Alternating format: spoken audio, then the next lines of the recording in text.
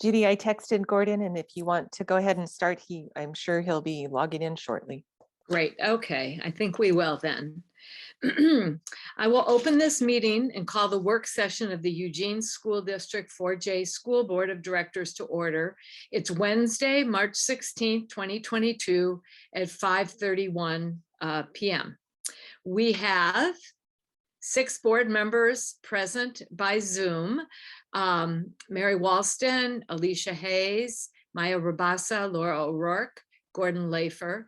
Martina Schaber will be joining us shortly, and then Judy Newman, myself, is here. The purpose of this work session tonight is to talk about one of our board goals. And I'm going to remind you that the board goal is to identify and implement climate change initiatives. And we decided that we wanted to begin the process by inventorying and seeing what we were doing right now in our district related to climate change goals, and then make a plan and goals for the board moving forward. I asked Lisa to include in the packet, just to remind everyone, we're not going over this tonight, but we have a call to action, an action for climate change resolution that the board passed in May 2019. So I encourage, if you already haven't reviewed that, to review that. Just know we have taken that action and we've resolved some things, and now we want to see where we are tonight. So I'm going to turn over the work session to Superintendent Vanderkar. Thank you. Thank you, Board Chair. I did want to say that I think we are doing a lot already in the district, but one thing that Portland Public just put through was a policy on how their district is going to work on climate change, and we'll include that in Friday memo just so that you can see what they propose to their community. And we are working with the City of Eugene and other community members already, but it's possible we could put together our own if that is the desire of the board. So to begin our presentation, I would like to introduce Eric Anderson from the Curriculum Department. And he, I saw him just. I'm here, Sid. Oh, there you are. Okay, and then if we could start the slideshow for Eric, that would help us. There we go. Okay, Eric, go ahead. All right. Well, thank you, Board Chair Newman, School Board, and Superintendent Vanderkar. I'm Eric Anderson, Director of Curriculum, and tonight we will be providing some insight on the work that we've been doing across departments, including instruction and transportation and elsewhere. I have the first couple slides that are specific to instruction.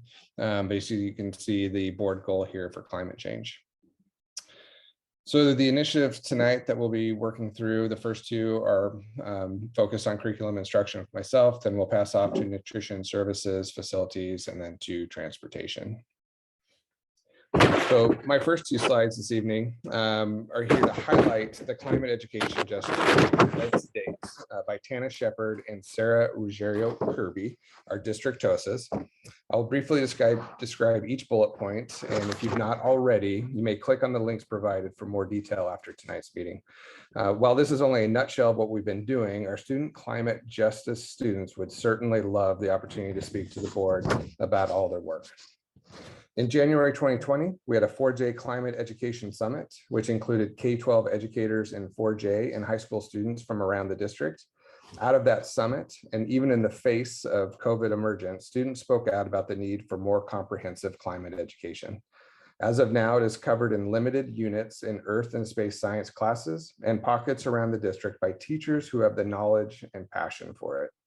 The 4J Climate Summit was captured in the Register Guard article, which is attached here. 4J students have also had the opportunity to speak to ODE, the Oregon Department of Education, in October of 2020, present to the Council of State Science Supervisors, and the City Club of Eugene. We have a dynamic discussion. I hope you get an opportunity to watch those videos.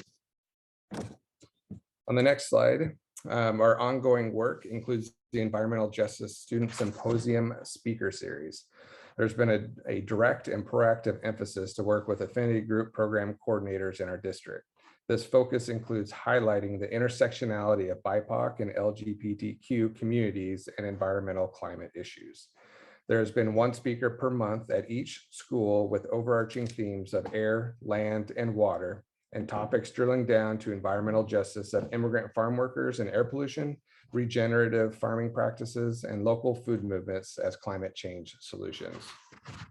Our TOSAs and adoption teams are working with existing curriculum that we have or will be adopting to look for ways to integrate climate education into current courses. We are also creating an online resource for teachers that is continually growing, adapting, and changing based on new research and practices. The 4J staff climate justice team meets the second Tuesday each month to discuss topics such as food waste, curriculum resource gathering, and student opportunities. The student climate justice team meets weekly on Wednesdays at 4:30. This team is comprised of student climate action club leaders at each of the 4 neighborhood high schools. They have demonstrated their leadership through activities seen on the previous slide and are integral in planning 4J events like Earth Week, film festivals, and community action projects. The final 2 links that are on this slide, the Climate Justice Hub and Climate Environmental Education resources, are a work in progress, but can provide you with more information into the curriculum and instruction side of 4J's climate work. Thanks.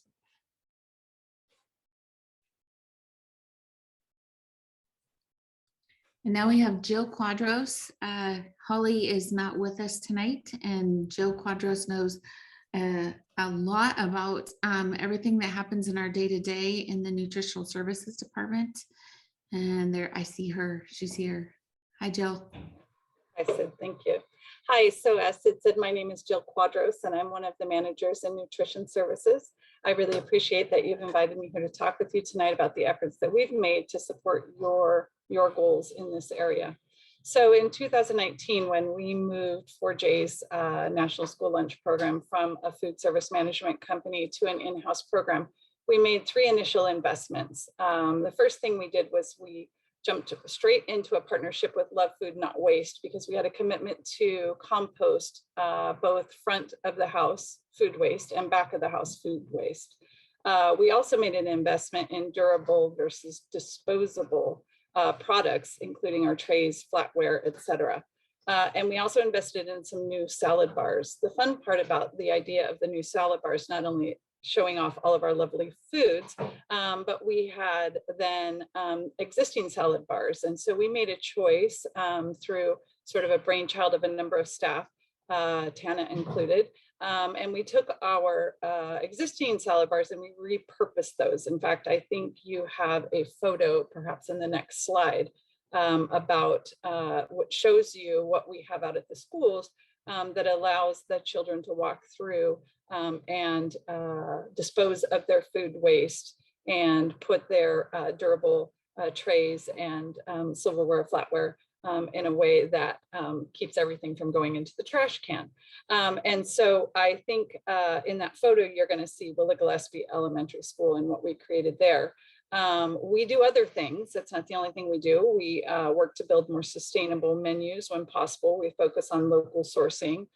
We provide daily vegetarian options. We are considering meat-free consecutive days, say meat-free Mondays in our menu coming in the year coming. And then we focus on adding seasonality to our menu, so we're not having to truck foods long ways because they're local and they're seasonal. I can't say that COVID protocols have made this easy on us. It has interrupted some of our efforts, but we have maintained the efforts that we've committed to, and we've also involved ourselves in the community climate action plan, the 2.0 plan. And so what we're doing is we're keeping current, focusing on feeding kiddos, and then we look forward to returning to our efforts and then pushing beyond that. So that's been the nutrition services commitment since we've gone in-house with our food program.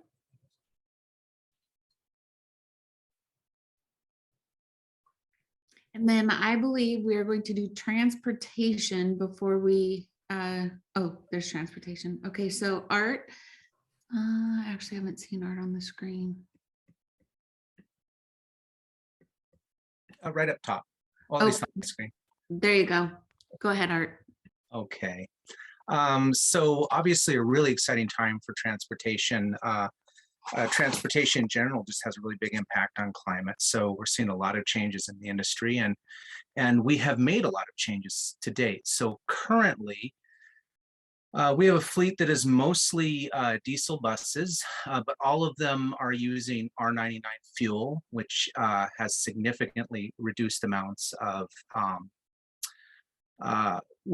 total carbon life cycle assessment. So the fuel itself, just the production of it and everything else, just creates less carbon into the cycle, if you will. And all of our diesel buses meet the 2007 federal particulate matter and NOx emission standards. And that's really important because that affects what grants and stuff are available to us. We do run some propane fuel buses. Those have a lower carbon content too.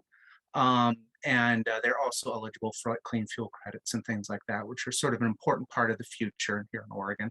And we do have a few gasoline buses as well, but not very many. What does the future really look like? Well, it looks like the direction we're going to see here pretty soon is electric school buses. Those are significantly higher in price than a regular bus of sort of similar duties. But there is a new federal clean school bus program starting up. They're going to have details for it here pretty soon. And mid-April, we'll be seeing an opportunity to start, requesting grant money from that for the next 5 years. And we're working with a group in Bend called the Environmental Center to just sort of keep in touch with all of those upcoming grant possibilities.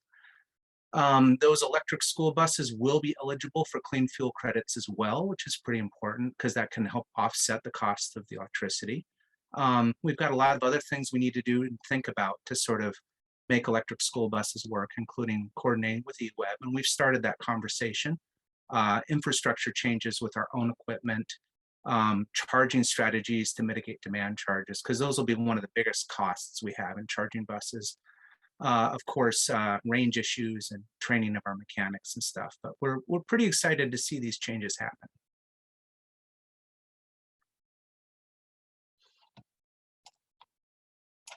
Hey, Art, before you go, will Yeah. you explain why the propane buses are really hard on us? So there are some significant challenges to propane. We're running 10 buses right now, and that's about as many as we can run. On-site fuel storage is limited to 500 gallons for us. And so we have to refuel that tank every day. That we thought when we started on the propane line several years ago that we'd be able to put a much bigger on-site fueling tank in, but we can't because of where we're located. So that means we have to have that tank refueled on a daily basis when we're running all 10 buses. And that just sort of kind of maxed out what we could do for our site and where we could put fuel and things of that nature. So there are some other difficulties. Propane fuel buses, they do consume an awful lot of propane, and they tend to need refueled themselves every single day as well, whereas a diesel bus may need refueled once a week. So there's a lot of extra care and maintenance that kind of goes into propane buses as well. But right now, 10 is sort of what we can do and still get fuel for them every day. Thank you. I think that's important to explain why we didn't get more of them, because we can't. So yeah. Okay, so the next slide is facilities, and I know that we have Ryan and we have Kyle in the audience, and we won't talk about each one of these, but we've chosen some to talk about. I just wanted to let you know we wouldn't be here till 9, so we'll just go through some of these. So go ahead, Ryan. So yeah, to Superintendent's point, we've got a few things that we listed here. We wanted to kind of identify all the different things that we consider as we're doing either new projects or renovation work across the district. And so this is kind of a list of the things that came to mind as we put this together. Not all of these necessarily are at every facility, but these are things that we think about and consider at each site. Each site has its own unique concerns and issues and things that we want to look at as we consider sustainability efforts. But these are some of the things that we've done across the district. And so as we look at the 4J climate resolution around continuing sustainable building, landscape, and maintenance, these are some of those topics that fit into that, and then continue to identify opportunities throughout the district to continue to reduce carbon consumption. And so a lot of these fit into that scenario. To point out a few, the very first one, building controls, often also called DDC or direct digital controls. You might have heard of it in that fashion as well. This is something that we've almost completed district-wide. And we have funding in the 2018 bond to complete district-wide, which is a good thing. This allows us to do full web monitoring, scheduling, provides trends, alarms, allows us to do remote troubleshooting, and it basically gives us control over mechanical systems and maximizes efficiency and comfort in the spaces. It also controls exterior lighting, which gives us the ability to maintain safe sites at certain times, and then make sure that we also are reducing light pollution in the evenings to be considerate of our neighbors and power consumption. CO2 monitoring is something else that DDC allows us to do to make sure that we have safe air for the kids. It allows us to control our outside air dampers as we've had lots of concerns around the pandemic, and it allows us to provide additional outside air through the control of those outside air dampers,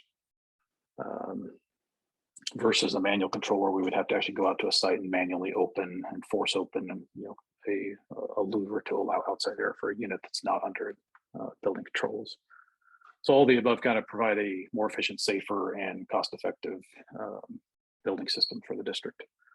Another one I wanted to point out was LED lighting. It's something I think everybody can relate to. And this is something the facilities group has really worked hard at continuing to try to do. Obviously, all of our new builds since the last round have included LED lighting, and we've been working on district-wide, working through the spaces that we burn the most lighting, so gyms and cafeterias and exterior buildings, parking lots. These are areas where we spend a lot of money to keep things lit because they're on a lot. And so we've gone through the district and have been working on replacing those in the locations that we've been able to get to so far.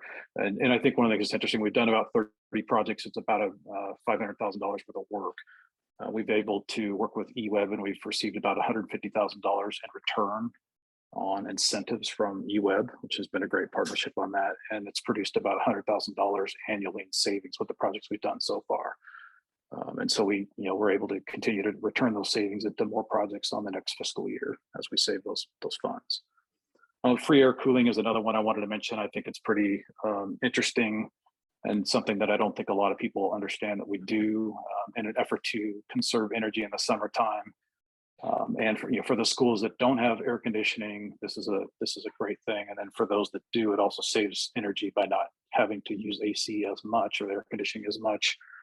And what it is about 3 or 4 o'clock in the morning, our control system will open up the systems and bring in all the outside air, which at 3 or 4 in the morning, we have nice cool air, even on the really hot days. So it cycles that cool air into the building, takes out the hot air, and basically pre-cools the space so that it's at a good temperature when people come in the morning. And then typically, if we do have air conditioning at the site, we won't end up needing it until later in the afternoon when it really starts to warm up. So it's something that conserves quite a bit of energy for the district. And then one more I'll hit on is variable frequency drives. And what this basically is it allows us to provide control of pumps and fans and motors throughout the district. So even in schools as new as the 4 that were done, Cal Young, Madison, in that vintage, even those were set up where VFDs were not included on those buildings. And with the newer buildings, and as we've done retrofits, we've included variable frequency drives. What this allows us to do is, instead of having a fan or a pump run full speed the entire time it's on, it allows us to run it at partial speed. So if there's a demand that requires full speed, it will run full speed. But if the demand is not there, we can run at partial speed, which again saves energy for the district. And so this is something that we've been implementing on all of our new work and any renovation work that we do that involves a motor. So I'll stop there. Kyle, is there anything you wanted to add to that slide? No, Sid, Ryan covered it. Okay. So what I think is remarkable about the facilities page is that some of it is just pretty practical. And while it might cost a little bit extra to put it in, it does over time save a lot of energy and money. So we've been working at it, and I don't think anyone really notices some of those pieces because you wouldn't know that the windows are open at a school at 5 a.m. in the morning. And so it does save. I see actually I don't know, we didn't talk about this. Judy, do you want to run the next part? Because this is questions and answers and maybe what you want to do next. Why don't you take the questions since it's probably for your team, and then we'll move on from there. Or would you prefer? I'm happy to take them. So. Oh, no, it's fine. I just didn't want to step on your toes. So, all right, Maya. So I actually have a question for each of the three departments that presented. So maybe I'll go backwards if that's okay, since facilities is fresh on my mind. And I appreciate, Sydney, what you just said about implementing things that might be at a higher cost now, because in the long run, they save us in both environmental impact and as well as cost in some cases. So I'm curious, I know that we have one bond funded build left. And I know we hear often from folks who are really pushing for us to join the Fossil Free Eugene campaign. And I'm wondering if we could hear if we've committed to building our building, erecting our building with infrastructure that won't have to be retrofitted in the future, even if it's, I know we keep hearing about this 8-year climate forecast that feels really pressing. And we have an opportunity now to at least one building from the ground up implement as many of the things on that screen as possible. But I'm curious, I might have missed it, but I didn't hear about the concept of fossil fuels as it pertains to heating, air, food, etc., and the other ways that we use fossil fuels. So I don't know if Kyle or Ryan, well, I just mixed their names together and called them Kyle and Ryan, who wants to answer that? But I don't know if they can see each other. Who's going to pop up on the screen? Okay, so Kyle, and I'm assuming you're talking about Camus. Well, unless it can impact the other two, but I don't think so. I think they're way too far along. I mean, Camus, we haven't broken ground on, so it feels like it's the last hope. Oh, you want me to go? Yeah, go ahead. So the design for Camus does include high efficiency gas boilers and gas water heaters. It is the way we've designed the last build, all of the new builds that we've done from bond work for the last, however many years, all the way back to the first round of new schools. The district has done a lot of 20 years or so, I think is what it is. So the district has done a lot of work looking at what's the best approach and what's the best balance of gas versus electric use as we look at first cost and operational cost. And so there's been a lot of time invested in trying to determine what the best case is. And I think some of the community concerns that we heard were fairly, I would say, midway through the design of Camus. And it's something that we're far enough along, consistent with other projects, design teams that have been signed up with fees that incorporated mimicking designs that they've done for us in the past on buildings. And I think we were far enough along, we didn't feel comfortable making a change at that point.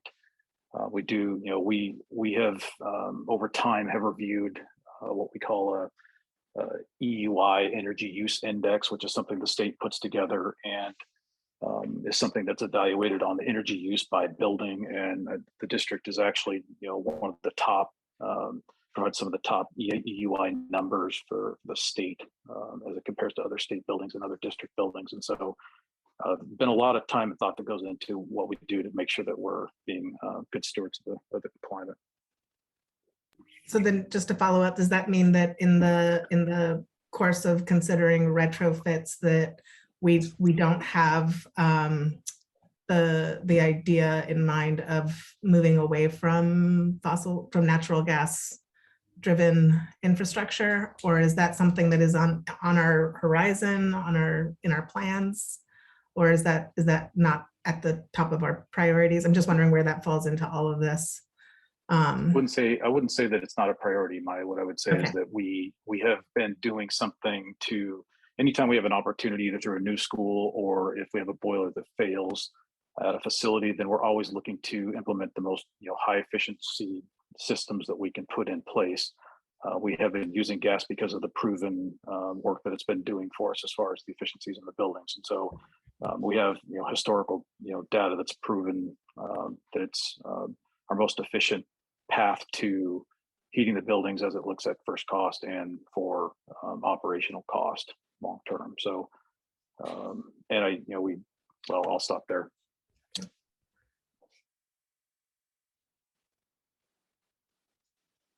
I have other You're muted. questions, but I see other people in line. Thank you. I appreciate that the answer, and I'll come back in the queue after other people get a chance.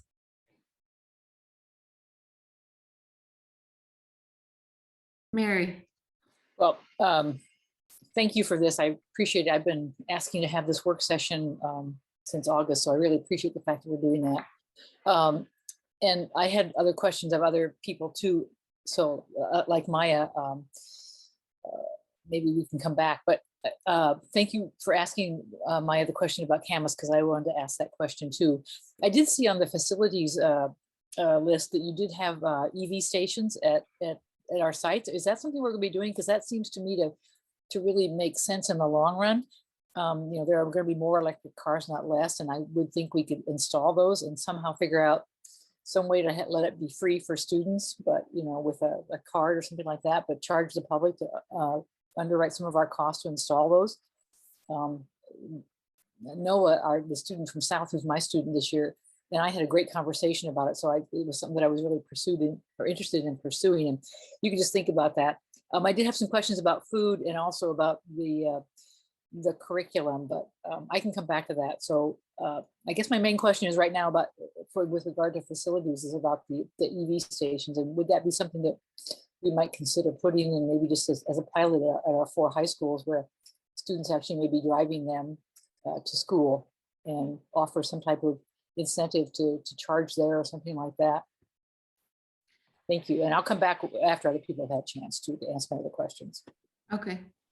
So what I identified in the slide sorry, Superintendent, did you have something you want to say first? No, I was just calling on you, but you were there. Okay. So So on the slide around the EV, what I was identifying is that we have put in at the newer facilities. So Howard River Road, I believe Roosevelt and ATA, we have roughed in is what we call it. So rough in, it means that we've run a conduit from the electrical room out to a location in the parking lot so that it's ready for an EV charging station install in the event that we ever decide that we wanted to do that as a district. And so that's about, I think, as far as the conversation has gone. So if there's interest in that, it's something certainly that we could look into figuring out install cost. And then I think really there's some, I don't know if policy is the right word, but some operational components around determining who has access and who doesn't have access. And, it's something that sits out in the public after hours. And so can it be used by the general public?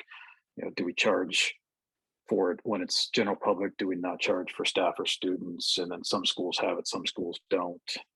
Comes into question. So different things that we need to consider as we. Those are all great questions, and I'm glad you're thinking kind of on the same page I am. And with the technology of credit card today, I think we could address that somehow. But thank you for that. I appreciate that, and I will absolutely wait to get into the next round of questions.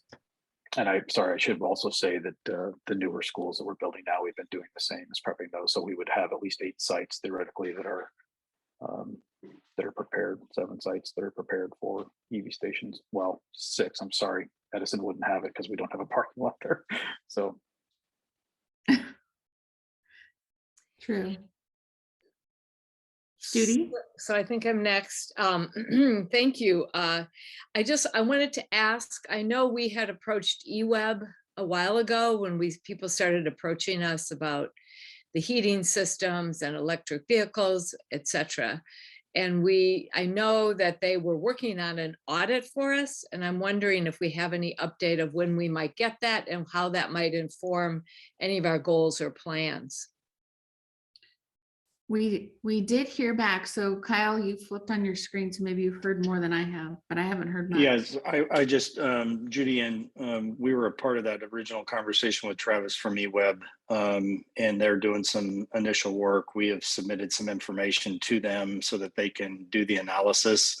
And they're in kind of the same situation, unfortunately, that everybody else is due to staffing issues and workload issues. They're a little bit behind. So we're still waiting for some further communication from them. And once we get that, obviously, we will evaluate it and then share it. And I think you were on that last communication, and that's basically the last communication we've gotten. Yeah, I'm hoping that with that data, it gives us some really good baseline. I know the district has some, but gives us some realistic ideas of where we might be able to do better. So.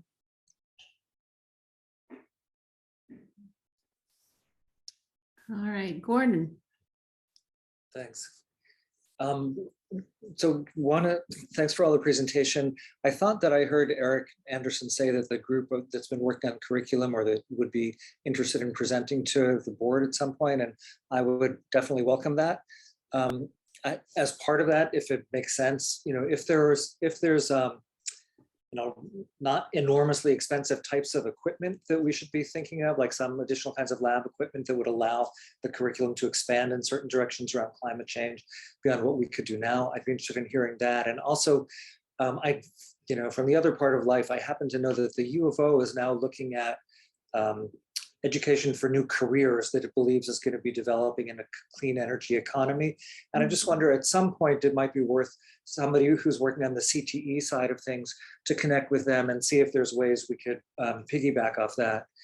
And then on facilities, I just wanted to share an idea that I know is starting to happen in other places in the country that I think is more for if we do it, would be for our next bond. And I don't know if Kyle or Ryan will have thoughts about this, but essentially there are proposals to cover the roofs of schools with solar panels. And this, what I would think if we tried it, it might be at least like one school in each district in order to build resilience into the system. So the idea is that if there's a natural disaster, fire or whatever, and the grid goes down, when there was a hurricane in Puerto Rico, more people died because their medicines went bad than because of landslides or anything from the hurricane itself.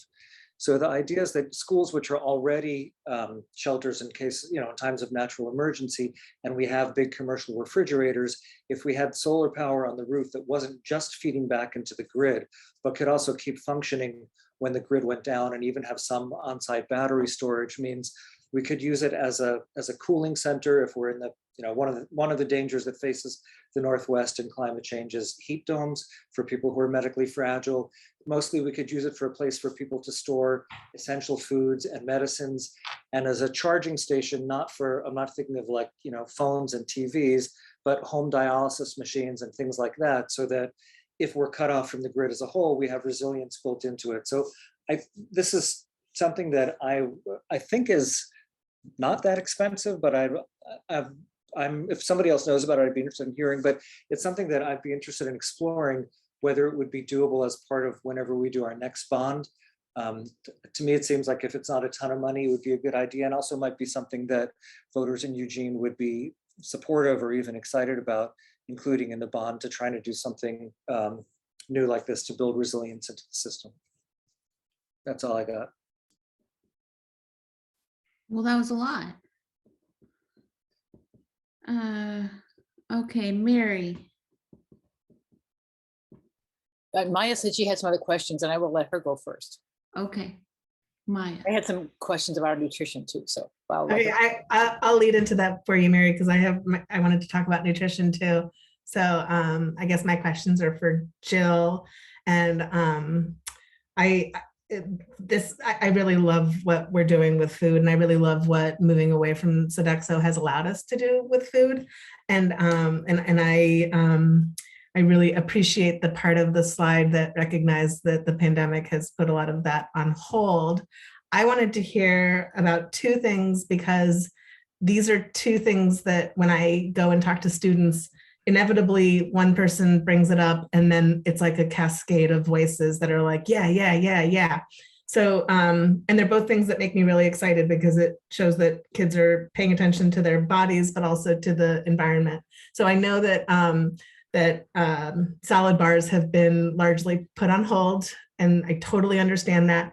I was at Madison where they had a modified salad bar in place, and followed that up with a trip to Cal Young where they were lamenting not having a salad bar. And I just was curious if we're in the process of reintegrating even modified salad bars at our schools, because it's one of those things that offers our kids healthy foods, but it was one of the only food option where there wasn't a serving size constraint. Like, you could eat oranges until you turn orange, right? I mean, ideally you serve what you're going to eat, right?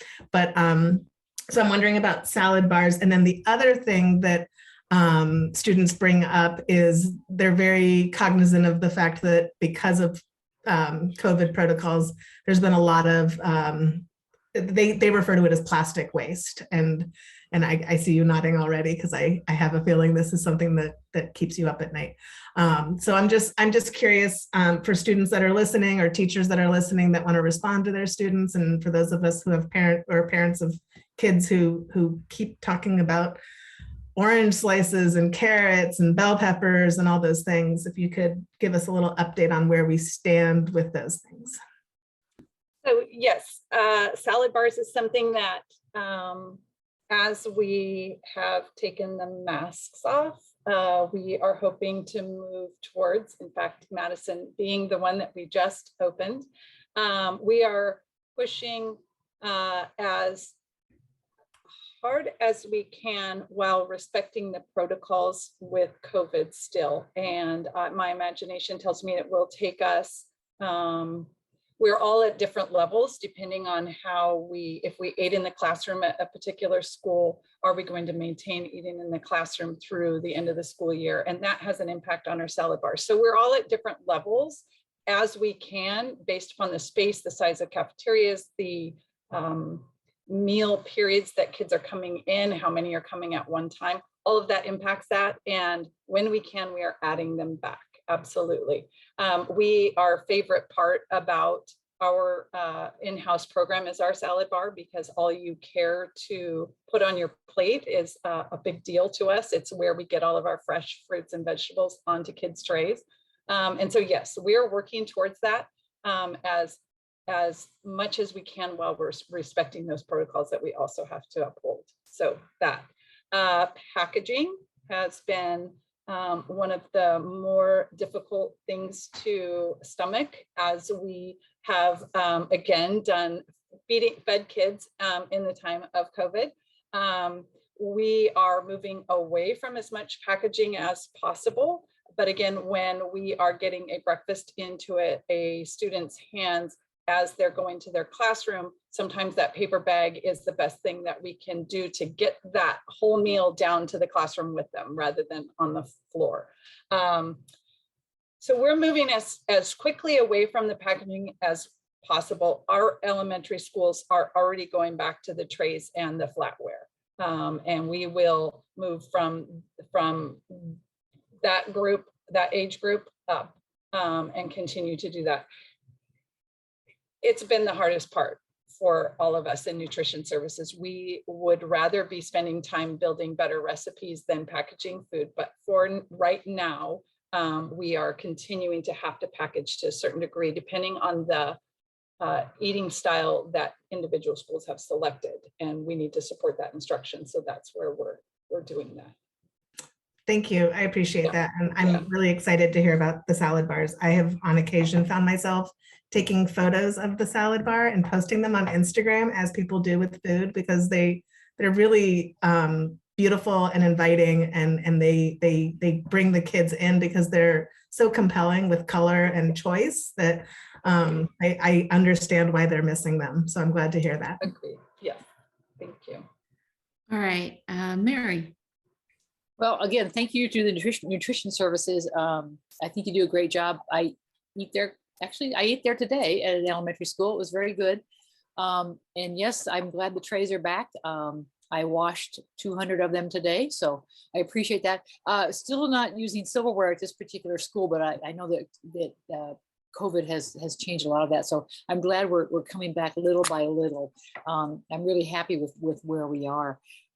And I'm glad that we're still offering free food for our kids and our families. It's really important. And I think that's a misconception out there after attending the budget committee meeting on Monday night. It sounds like people don't understand that we have been providing free food to our families throughout the pandemic for the last 2 years, and good free food.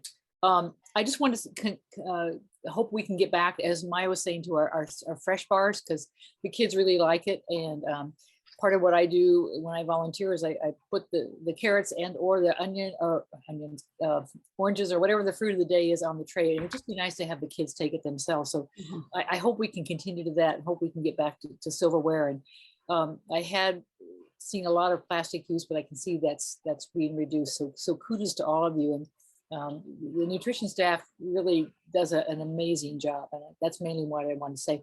I would like to see us, have a more vibrant composting program.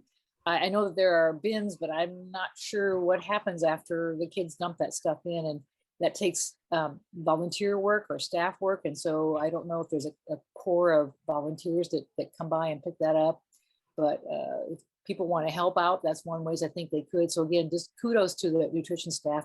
And I look forward to getting back to normal, and that's in air quotes. So thank you so much for everything you do. And I do have questions about curriculum, but I'll let other people. Jill, do you know anything about composting? I do. So the Love Food Not Waste program is a program that we have bins outside of the kitchens. So we take what the students in our back of the house, our kitchens, compost, and we put them in these Love Food Not Waste bins. And they come around to our facility once a week, pick those up, take those off to, don't quote me on this, but it turns into literal compost that I believe Lane Forest Product puts out on the market. And as a part of our participation in that program, that compost, which turns into rich earth, can also be put back into our school gardens. So that is that Love Food Not Waste program. Again, Tana Patterson was key in connecting us to that program as we entered into the in-house food service program. So we've been committed to that since the beginning.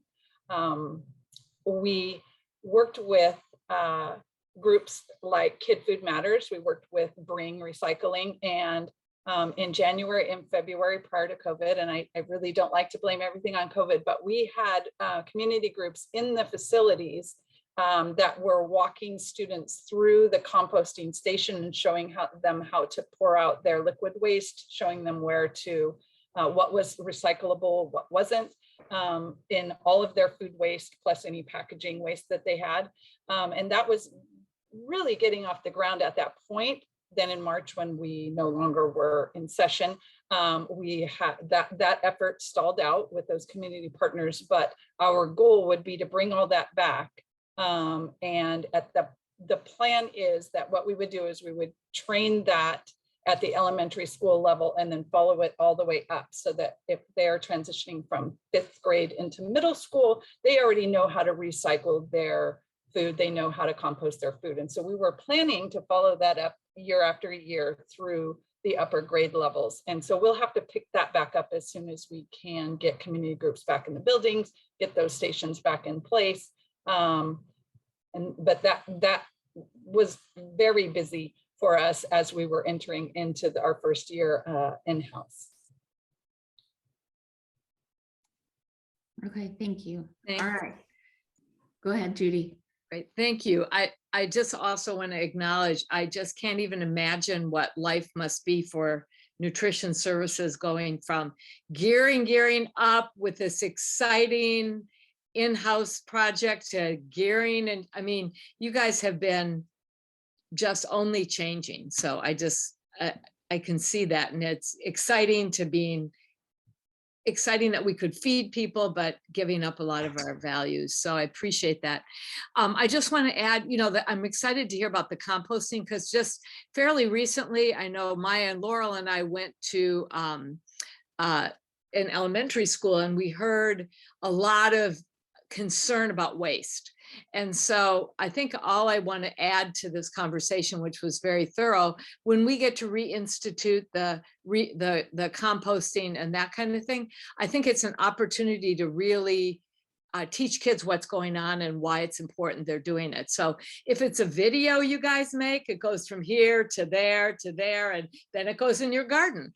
But I think kids, could get really an idea of where it goes from the cafeteria and why they're doing it and how exciting it is. So it's a curriculum and educational opportunity and a way to also get more compliance on that. So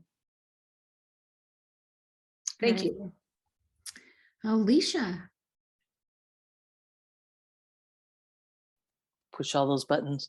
First, thank you for the presentation. There were such a long list of things we are doing. I'm excited about the electric buses. I know where all the issues are around. I don't know, but I know there are issues around charging and enough charging stations, and what would that mean in the cost. But we seem to be on a path there. My kind of wondering is, as a board, where do we want to put our energy next? Is there a place we as a board want to focus? And I know Mary had some questions about curriculum, and I'm wondering if that's, a place that maybe, since this is on our list to do, more to kind of move forward climate change initiatives. We have a long list of what we're doing. Where are we going next? And I'm just kind of curious from my fellow board members if they have some thoughts. And Judy, maybe it's not right now, but it is at the end of the meeting. Just want to get my 2 cents in now, though. Thank you. All right, Laurel.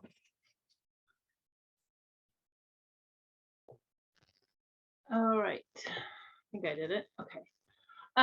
So it does sound like we're doing a lot. I'm really excited about everything that we're doing. It's important, and we're headed in the right direction. Do we have, I mean, in reading through this stuff, do we only have a resolution, or do we also have policy reflecting this? And is that what we're going to work on policy of what our expectations around this? So I think that is for the board to decide, and Judy flipped on her screen to move, she was going to answer it. So right now we don't have a policy. Okay. Okay. Yeah. That's I wanted to see if I had missed that. And the other thing is, and since everyone was sharing what they find important around this, really making not kind of like a nod towards going away from fossil fuels, but like running the other direction from fossil fuels. So if we can make the changes at Camas Ridge, and it may cost a little bit more, but to look at that and what that means and make those changes, because it's not built yet. It's not here. So if change can happen before it's an actual structure, while it's still an idea, I would love to see that happen. That's probably where I'm most, that's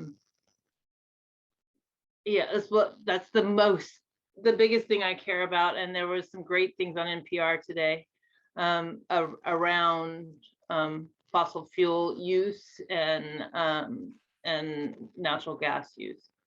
So I encourage people to check that out. So those are my biggest things. I have to say, as a kid going to 4J, I think I learned a lot about my environment, even though I'm not a youngster. It started a long time ago. So I think luckily being from this area, we're from an area where it's almost embedded into the system. And I like that we're always striving to even do more. We do a lot and we want to do more. So I appreciate that this is part of who we are and what we want to work on as a board. And I also appreciate how much we've already done in the school system. I like the curriculum aspect. I would like it to even be more integrated into kids bringing compost buckets home, things like that. Can That's you imagine the bus? well, not used ones, unused, a cute little 4J one. I got one from the city of Eugene.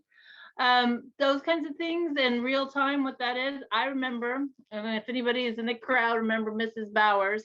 She had a mold garden in her classroom at Condon, and it was fascinating that we got to add to it and watch it bloom. Fascinating and disgusting.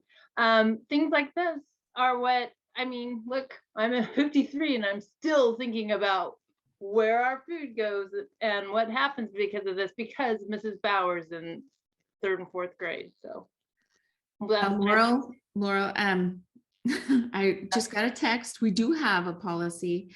It's maybe half a page long. So compared to Portland Public's pages, it's relatively short. So it's public. Oh, they have it. Look at that. There's our policy. there. All right, thank you. I was done anyway, but thank you. So I think we should update this policy, Judy. Mary, I can see the nods. Thank you for whoever threw it up there, Carrie. Thank you. And apologize for not knowing it was there. So let's see, Maya. Mary, do you want to go first this time? You kindly let me go first last time. Well, okay, sure. No, I just, with regard to curriculum, because I thought that was really a good way to start, and that's, you know, kind of what we're here for in terms of serving our students. But I would love to have at some point the students that are on the climate justice group work with us or come and make a presentation. I think that'd be really helpful because these are the people that this is going to impact. You know, I'll be long gone by by 2060, I don't know. But you know, they're going to be just coming into middle age, and so I really want to imbue or imbibe or instill a sense of urgency around some of this stuff with our students. It's really important, and you know, it's an equity issue, but it's a basic existential question in many ways. And I heard some of the stuff on NPR too this morning, Laurel. Thank you for mentioning that, and heard something yesterday about the cost of lithium batteries, how it's come down, and so electric vehicles are much more affordable. It just seems like, you know, we're at a point where we can, you know, with a little bit of forethought, and I'll come back to this when we make some final comments, but really, you know, put ourselves on the right direction as an organization, as an educational organization too, to help our students be better stewards of the community and the land. And I'm excited for this, and we're doing a lot, and I'm glad that we took the time to present, you know, what we're doing now. And then when I come back, I'll have some other suggestions about where we go next, but I do think a policy option would be a good thing. So thanks, Laurel, for bringing that up, and thanks, Judy, for agreeing with me. Thank you. All right. Well, I thank you, Mary, for saying that, because I feel like that offers me the perfect segue into my comment, which I wanted to talk a little bit about the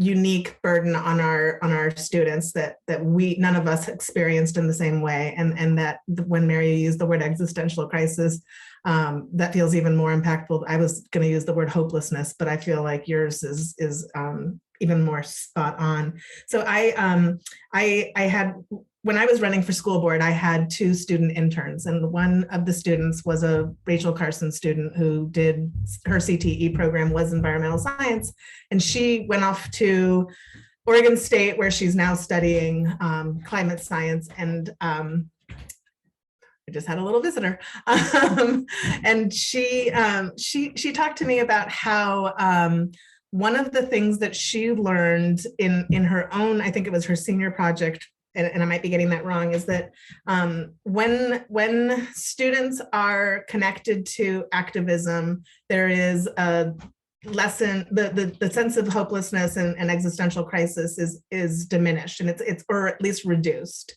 And I at the same time, I I understand why, but currently 4J policy makes it really difficult for students to engage in activism the way that they're seeing it happening around the country and around the world. And it makes it so that engaging in that is often something of privilege, where you have parents who will excuse you from school, or who will not excuse you because it's not excused, but who will overlook the impact of an excused absence. An unexcused absence, excuse me. So I would like us to think about how we can, I mean, if we're talking about prioritizing climate issues as a board goal, and we're talking about creating policy, we can move away from the notion that this is anything other than neutral content. This isn't something that we're still debating. This is something that we agree is a crisis. And so I would like us to figure out how we can incorporate into our curriculum teaching students how to be the agents of their future. So teaching them how they can engage in direct action all the way up to peaceful protesting, and finding a way to incorporate that into our school setting, so that we help them navigate this world that is going to involve a lot of proactive energy and efforts. So I know that's a lot harder than figuring out how to teach them to compost. I know that it comes into a lot of questions where there's going to be folks that consider this a political question. But if we're committing to policy, acknowledging the need for sustainability and a commitment to reducing our impact on climate change, then as a collective board and as leadership in this district, we're saying that we take a stand that this is not political, that this is an agreed upon fact. So I'd like to find a way that our curriculum can incorporate teaching students how to take the lead. Maybe that means re-examining the policy around what happens when students choose to participate in student-designed and student-led protests. So I know I'm opening a can of worms. Can wide open. Right. So I don't want to say hard no. The part that we need to look at is the teacher's responsibility for knowing where a kid is. So we have state laws around that. And Alicia just cleared her voice and has her hand up. Sorry, I didn't mean to cut you off, Sid. I was just okay. gonna No, smile at Martina, because this was something she championed and we did discuss. So you didn't open the worm can. Martina opened it a couple of years ago. That was all I was gonna say. Thanks. Maybe it's Yeah, opening, Martina, did you want to say something about that? maybe we can call it opening the worm bin. oh, nice. Okay. Wish I Thank had you. some drums. That's topical. I was going to say that really it was the students who opened that door, and I just was, I don't know, like thrown bodily through it. And I do think, you know, based on that discussion a couple of years ago, it is a really complicated issue, in part because, you know, when students are at school, we're in charge of their physical safety. And so there's some like real complexities to think through that I didn't know when I, you know, barreled through that door and started saying, here's the things we should do. But I do think that this is a community that could figure that out. So can I hop in here now to maybe, because we have about 15 minutes to have this conversation about getting some things down for next steps. I'm turning it over to you, Judy. I'm gonna Okay. meet now. Okay. Let me just say, I've been sort of taking some notes, and I'm going to let you know what I wrote down in terms of where the board wants to go. One was definitely to hear from the students, the climate justice students, to get their ideas and input for sure. One is to update our policy that we have, and we will be able to review what Portland did, but see what we have in sustainability EDDA. Another idea was to really be talking with CTE. I think Gordon brought that up. Are there talks or plans for looking at a pathway for clean energy professions and what that would look like. And I want to just put out a thought. We will definitely look at the policy we're talking about, Maya, about activism, but possibly we could even somewhere in between immediately talk about any climate topics that we talk about in school, have some suggested actions. I think that is really true, that an antidote not an anecdote, to hopelessness is action. I really believe that strongly. So whatever we teach has to be talking about what movements are out there, what people can actually do. And that could be one possible step. Mary has her hand up. So I have those on the list right now, and we can, Mary. I wanted to make some concluding remarks, but I don't want to cut other people off if they want to say something before I do that. Or, okay, because I really appreciate this, and this is something I've been talking about for a while. I think we have a sustainability policy. I think what we need to do is really think a little bit deeper and have a carbon reduction or going green policy, something like that, because it's more than sustaining, it's actually changing the future course.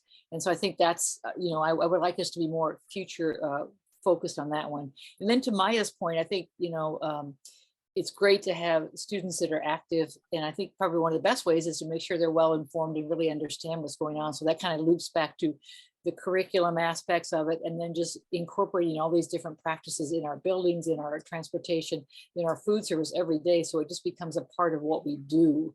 And then we don't have to have the debate about, well, can they leave if it's a student sponsored this or that? I just think a well-informed student body is probably the best tool we have. And I think we're well on our way.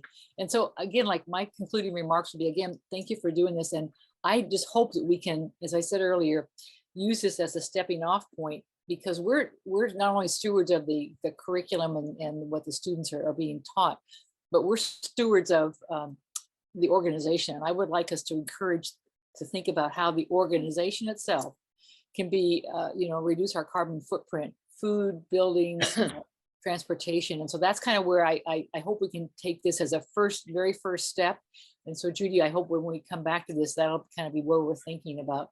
And maybe, Laurel said, well, what are we gonna do next? And so maybe it's setting some goals, maybe like in their aspirational goals. I know the city's climate action plan, has a certain reduction of carbon footprint by X date. And so stuff like that we can actually measure and come back and talk about, once a year or something like that. But I just think it's really important that we instill this at this point in everybody's thinking, because we don't have a lot of time left. There was another report that came out the other day, and it is existential. And I really hope that we will get on the bus. Hopefully it's electric, to make some changes here and be forward thinking about this. So thank you again. And thank you, staff, for your reports. Other suggestions for next steps? Laurel. Well, I'd already said it. I really want to see the building that is not up, but that has been mostly planned. But I know we're still looking at planning because people are asking for different plans. That's something where we can actively start with. It's not done. I know a lot of work has been done, and I do thank everybody for all the work that they've done already. And there's probably some people in the audience going, what? No. But if it's not done, made, then we start as we mean to go on. That's something I always say to myself. It may be harder, it may take more work, but if in the long run, we know we end up with something better for our environment, and we're good stewards for our city and for the students that we are educating, then it's something we can actually, that's a place where we can actually start. So I'm excited about something we can do there. Thank you. Gordon. I just want to say briefly on the curriculum, I'm looking forward to seeing what there is, and that I would just encourage the people working on it to have as broad and ambitious a curriculum as possible, because I feel like the flip side of this being an existential crisis is that it's something that is really engaging for a lot of people. And we could teach virtually, we could teach math with climate change and literature with climate change, and obviously science and construction and all kinds of things. And so to the extent this is also an opportunity to kind of build out a curriculum of a bunch of different kinds that would be engaging to different students, I'd be very interested in seeing that and seeing if we can provide whatever supports are needed to make that real. Thank you, Gordon. Actually, I have a question related to that, probably for the superintendent.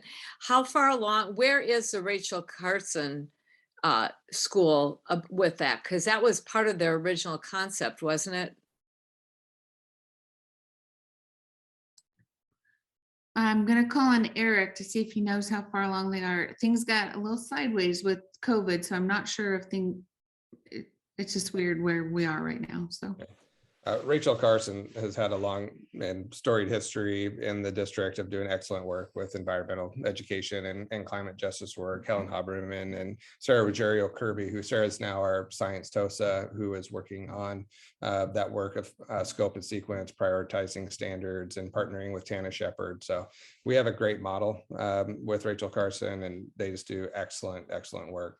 And like Gordon was stating, students appreciate relevant experiences. And when it comes to climate change, that touches the lives of them. And having been an elementary, middle, and high school principal, I've heard it at every level. Students talk about it. It's on their minds. It's of interest. They want to learn and hope and grow in that area. So we have great potential and a great team of students and teachers in our district to help do that work. Thank you. Yeah, I remember the exciting work happening all the way down through elementary on those things. So we should get a full report on that. Maya. I want to echo the shout out to the Rachel Carson program, and I'd love to see that.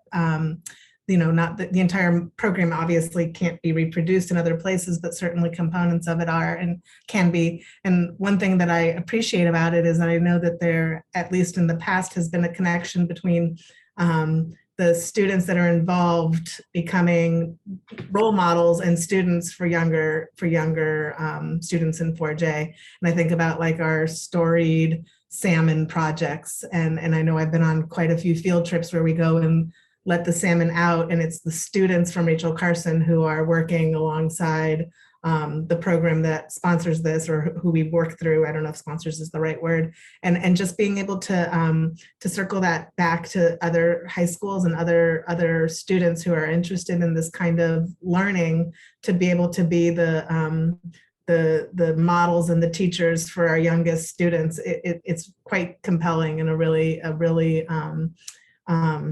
it's just interesting model to see.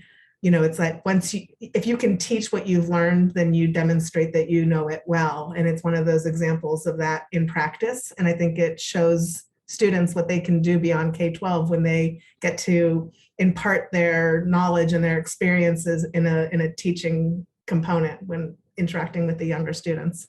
So it's this kind of circular thing that I think is really beautiful, and the climate studies lends itself well to that model.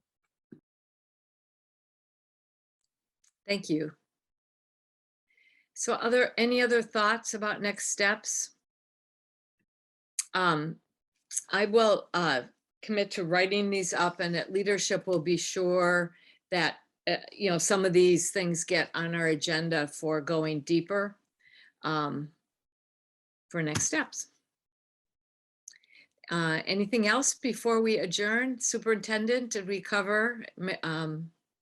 What we'll do in the Friday memo is I'll include the Portland Public, their new policy, which looks more like what the city of Eugene did with actual data in there and goals, which is different than what we have. And then Maya, I'll include in there the policy that talks about students and district.